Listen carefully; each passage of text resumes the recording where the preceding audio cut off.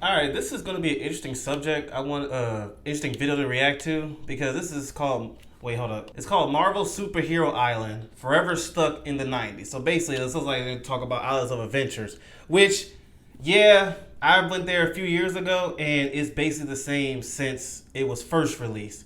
I'm interested in seeing where this channel goes with it. Shout out to E-Ticket Films. Oh, I'm covering the name, but I'll put the original video description below. I want to see how they break this down. Forever Stuck in the '90s. I'm pretty sure they're going to talk about what I just said, how they haven't really renovated anything. It's still fun. That's the thing. As long as it's fun, I'm cool. But I do see what it means about it being stuck in the '90s. Because maybe they're giving credits out of it. I don't know if this channel is giving credit to it or not. But I'm interested in just finding out what the conversation's about with this. This is 17 minutes long, so I believe they should make an upgrade.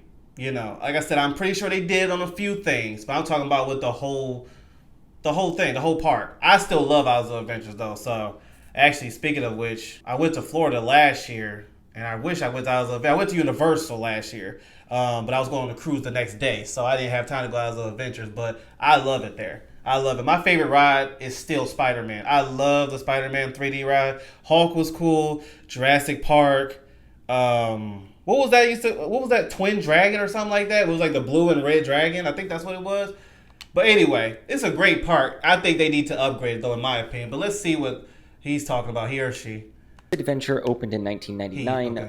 Okay. When Islands of Adventure opened in 1999, one of its headline lands was Marvel Superhero Island. However, in more recent years, the land itself is quick story because I think it's really cool.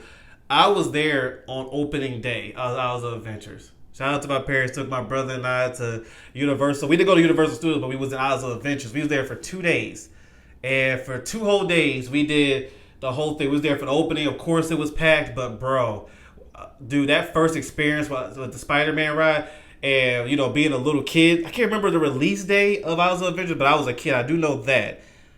Dude, as a superhero fan myself, like, bro, that was, my dad's one too. My dad's a big superhero fan like I am. We was in that part of Islands of Adventures for hours. And speaking of hours, it took forever to get into the Spider-Man ride. I think the highest we waited was like 3 hours and something. I always remember it was 3 hours because my mom always was like, we waited for 3 hours. So I always remember that. But I think it was longer. It was 3 hours and something. But, bro, it was worth it. And we want to do it again and again. So, yeah, anyway, that was a great moment to be there on opening day. often seen as one The of Hulk Islands ride. of Adventure's weaker areas. A place where the rides Yep, are a there it is. standout, but the setting feels increasingly out of step with modern Wait, sorry, what did you expectations. say? The land itself is often seen as one of Islands of Adventure's weaker areas. A place where the rides are a standout, but the setting feels increasingly out of step with modern expectations, especially when compared to Disney's new Adventures campus.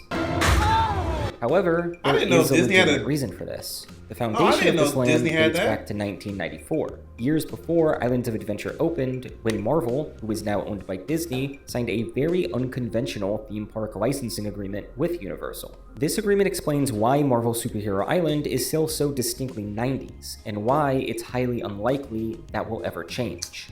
Oh. Back when Universal began planning Islands So, of Adventure in the early due to Disney getting the rights of it, Universal going Islands to of do so Adventure much with the opened, park. when Marvel, So it'll probably stay the way it is. That's true. It'll stay the way it is. It's still a good time. Like, don't get it twisted when I say it is an upgrade that is bad. No, it's still a fun time. So if you was thinking about it, if you never did it, I would advise go there. Because Islands of Adventure got more than just the Marvel side. It got a lot of other stuff. But the whole park in itself is a good time. If you haven't, even if you did, but it was a while, do it again. I want to go do it again. who is now owned by Disney, signed a very unconventional theme park licensing agreement with Universal. I This agreement totally explains forgot why Disney Marvel owns Marvel Superhero now. I Island is forgot still about so that. distinctly 90s, and why it's highly unlikely that will ever change. Back when Universal Okay. began planning Islands I didn't of know Adventure Disney in had the a early ride for 90s, Marvel the stuff park in was their park. envisioned as a collection of lands that each represented a different genre of literature. For the comic books land, Universal was looking for a partnership with the biggest name in comics at the time, DC. Negotiations Oh, wow. reportedly got fairly far along, and detailed concepts were brought to the table. The land itself would have been split with Superman and Dang, Batman I'm more of a as the DC land's fan. I would have icons, loved that. Look at that part being Batman themed statue as right there. Metropolis and part Gotham City. The Metropolis section would have featured a Superman-themed 3D motion simulator ride, Oh, that would have more been akin to sick. Star Tours rather than the Amazing Adventures of But didn't Spider-Man. Six Flags and the get, like, Gotham some City rights up section to would have DC? featured a dueling coaster between Batman and the Penguin, as well as a live-action Batman and Robin stunt show that would have taken place in the lagoon. But the I remember deal Six Flags eventually had something fell like through. that. I saw that Accounts before. vary on the specifics, but most point to disagreements over licensing fees and the level of creative control DC and Warner Brothers wanted. Man, over thinking how about that, if they did went through with DC instead of Marvel, they would have had an upgraded park over the Islands of Adventures because Disney didn't take ownership of DC, so they could have made some changes. Unlike Marvel, that's unfortunate. characters would be represented. Because of those disagreements, Warner Brothers walked away, and instead they chose to continue leveraging their long-standing agreement with Six Flags, which had been using DC characters in their parks since the early 1980s. An agreement still held in place to this day. But with DC out of reach, Universal then turned to Marvel. And while it might seem like an obvious choice today, it's important to remember that this was the mid-90s, long before the Marvel Cinematic Universe made these characters household names. Marvel was still a popular comic publisher, but their film adaptations had been inconsistent, and the company itself was in serious financial trouble. Shout out to Blade.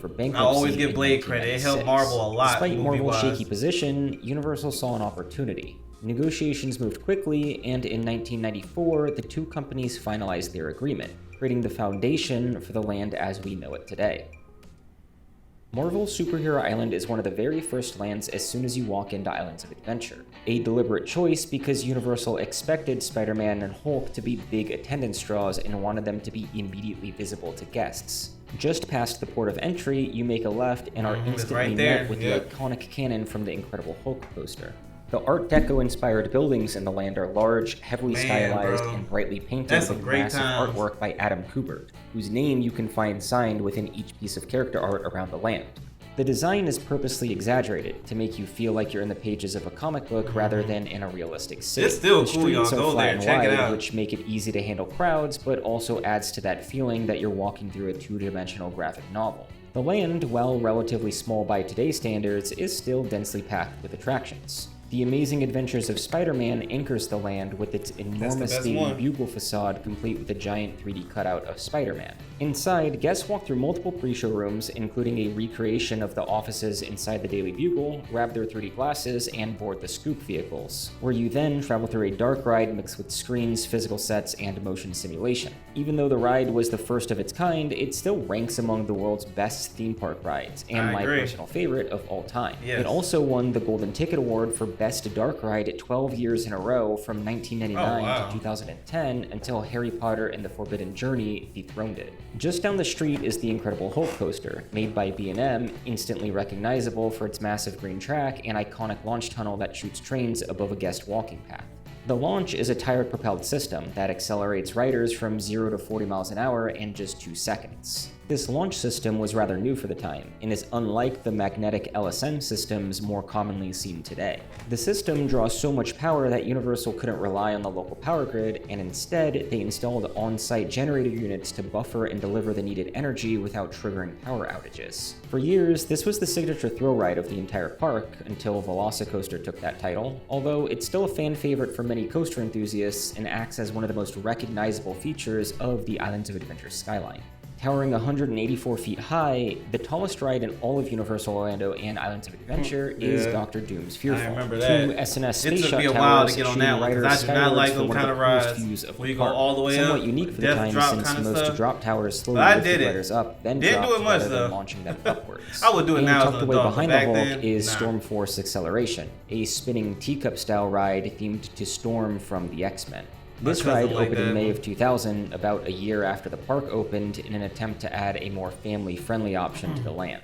The attraction generally goes overlooked compared to its neighbors, however, it does pack a surprising punch for what it is. And lastly, there's Kingpin's Arcade, which lightly carries over some of the land's theming into it and offers a pretty wide selection of arcade games. There's a few dining venues as well. One of the main restaurants is Cafe 4, themed after the Fantastic Four, which serves fast casual pizza, pasta, and sandwiches. On select days, there's also a character dining option here. For $57, you get access to a buffet, a non-alcoholic beverage, and many of the characters from around the land will stop by and visit your tables so you can meet them. The Storm cosplay is cool. That Wolverine, I was like, wait, I paid $57 which has a to see him retro look like that. cafeteria vibe and plenty That of look like themed something I'll models make. throughout. The inside can feel pretty dated, and the restaurant mostly just offers burgers and fries, but does offer unique views of the lagoon out back.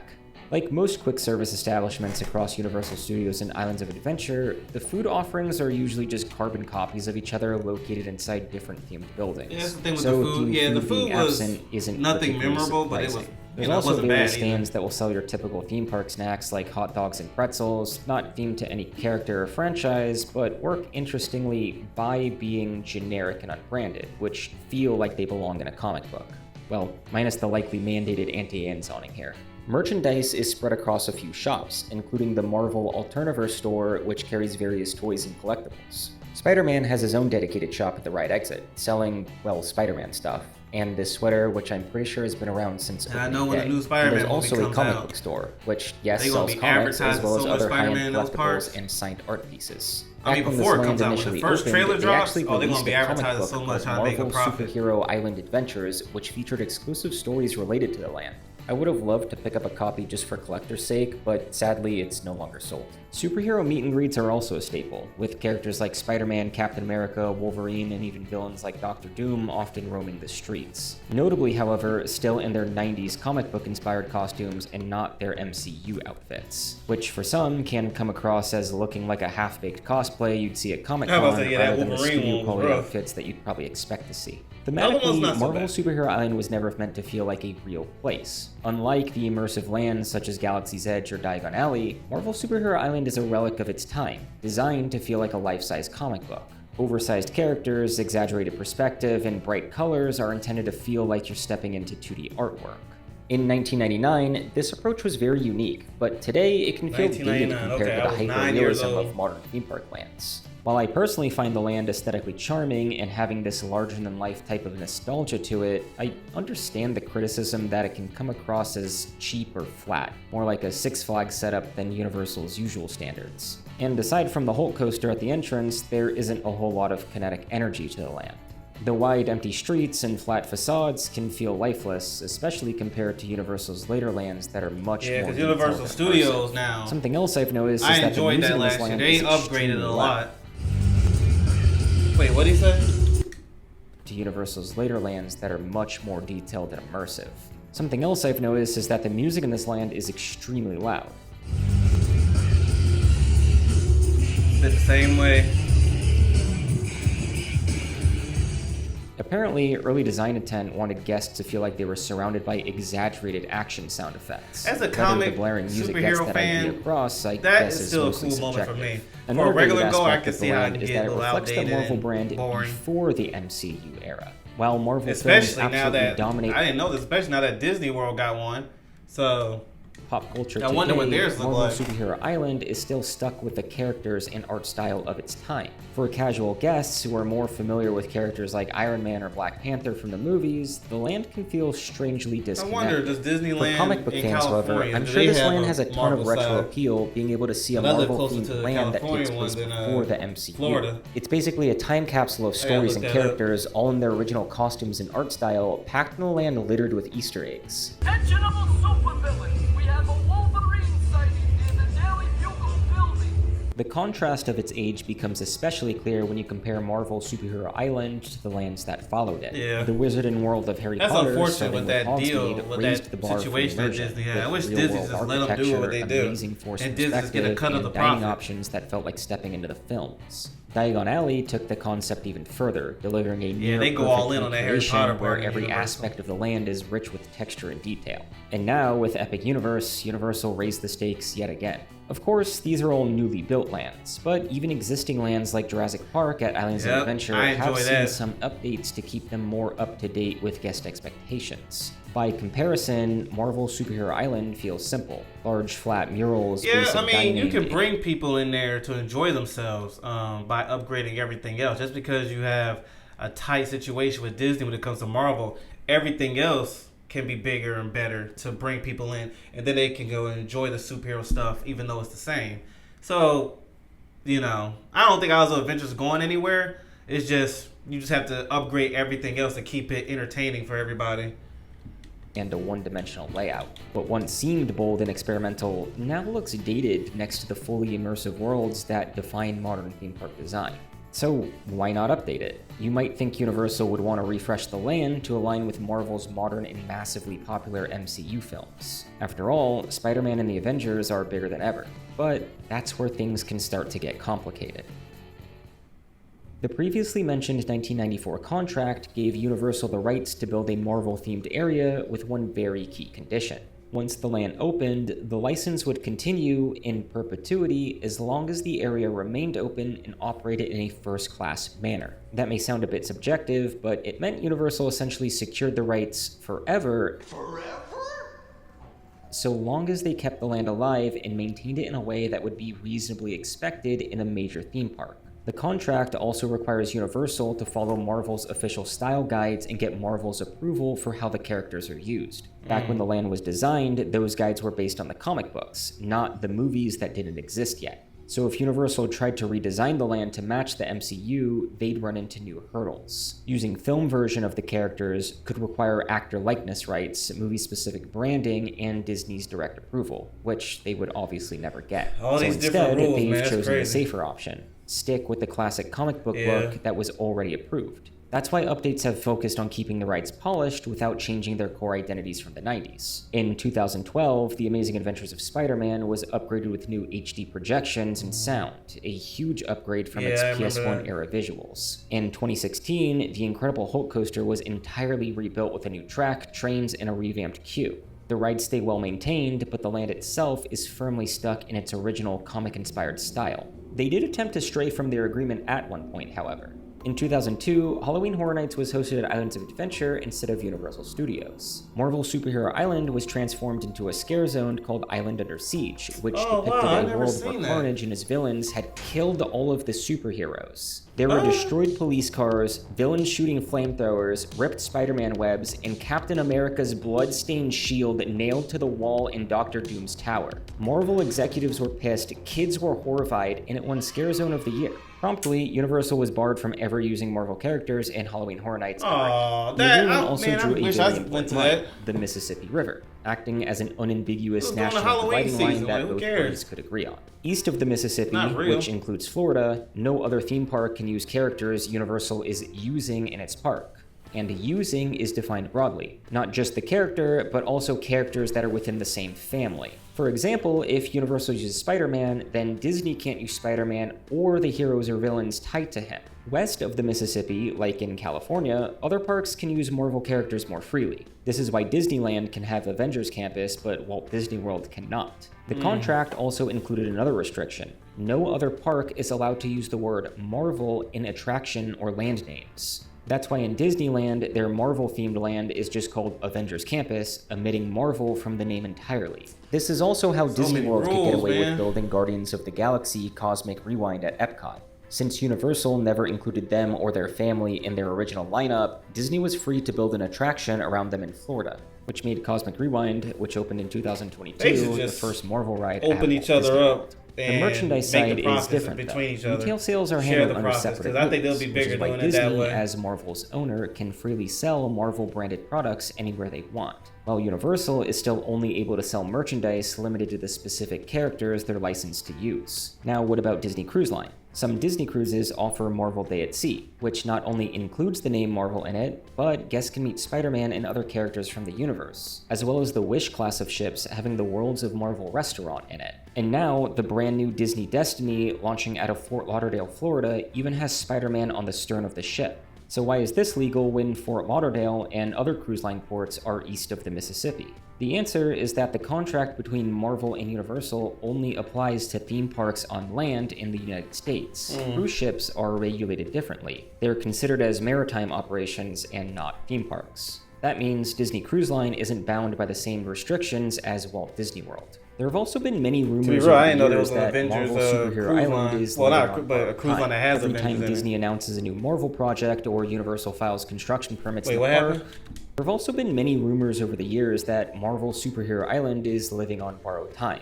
Every time Disney announces a new Marvel project or Universal files construction permits in the park, talk resurfaces that the land may be rethemed. Now, at first glance, this sounds logical, but as we discussed, the 1994 contract Universal signed doesn't have an expiration date, and there's nothing forcing Universal to give up their rights of character usage in their park. Also, consider the major reinvestments they made updating Spider-Man and the Hulk in recent years, which helped keep the land alive, relevant, and contractually protected. It's not like Universal would invest millions of dollars refurbishing an attraction just to close it a few years later. The only reason I can see them giving it up is if they lose a lot of money from.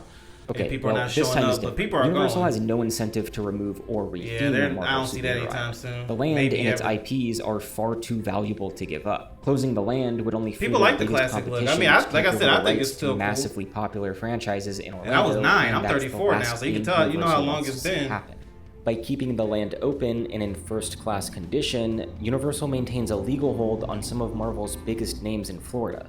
Which, on my visit to go film this episode, I did notice the land was pretty spotless and well-maintained, outside of maybe a sun-faded piece of art at most. So even if the land feels dated, it keeps Disney locked out. Meanwhile, like a comic Universal book to has me, and I already love shown that. what happens when the contract doesn't apply. The Amazing Adventures of Spider-Man and Universal Studios Japan closed in January of 2024. Unlike in Orlando, where Universal holds the rights to Marvel characters in perpetuity, the USJ agreement was for a set 20-year period. Universal and Disney did not reach a new agreement to extend the license for its usage in Japan, resulting in the attraction being forced to close.